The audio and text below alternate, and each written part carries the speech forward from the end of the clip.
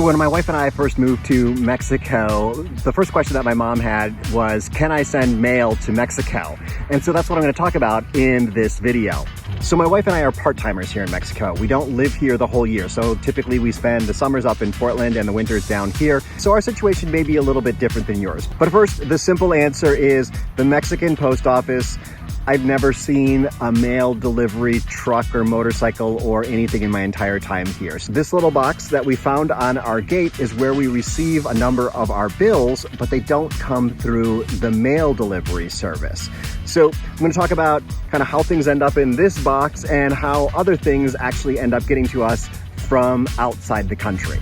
The utilities here, like our water and our electric and our phone, they all hire kind of private couriers to deliver the bills. So we'll find in this box just a simple bill shoved in there, just the one piece of paper bill, not something on the outside. So they've hired someone to just go by and put the bills in boxes. And the bills don't necessarily show up at any specific date, and you're responsible for paying them whether or not they show up. So not a perfect system, but that is how a lot of things get delivered, is by private courier hired by a specific company.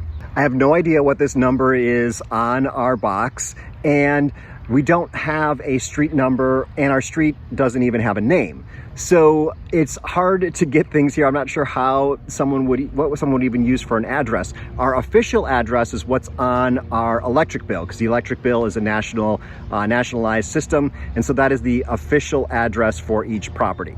And our official address is very complicated. It's, kind of like the nearest town, which is La Paz, and then the suburb or neighborhood that we're in, the mile marker or kilometer marker on the nearby street that our road comes off of, and a description of behind a hammock market that no longer exists. So I'm not sure how that would actually work, getting mail that way. For mail that's going through the U.S. Postal Service, what we do is we have something called, I think it's informed delivery, where the post office scans the outside of each piece of mail and will email that to us, so we kind of know what's coming in.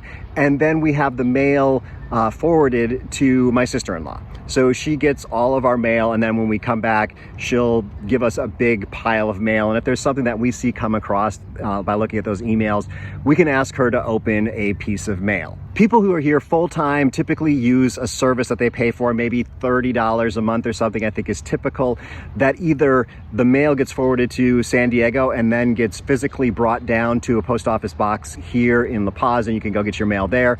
Or I think a better system is someone who opens the mail and scans it all and sends it all to you electronically, and you can open it up, and you've got a lot of options, like, oh, I don't want this, just shred it and get rid of it, or you can save it, or you could actually have it forwarded down to you if it's something important, and they'll throw it into a FedEx envelope and send it to you. So I think you're probably guessing, but yes, FedEx can get here.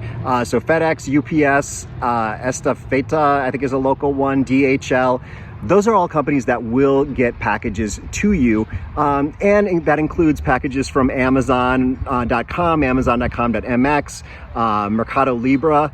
So what we do for an address for those people, the delivery people, is we describe where we live. So, that mile marker is a good starting point. And then we say, down the road to the beach, and we have the yellow columns on our house. And that is usually good.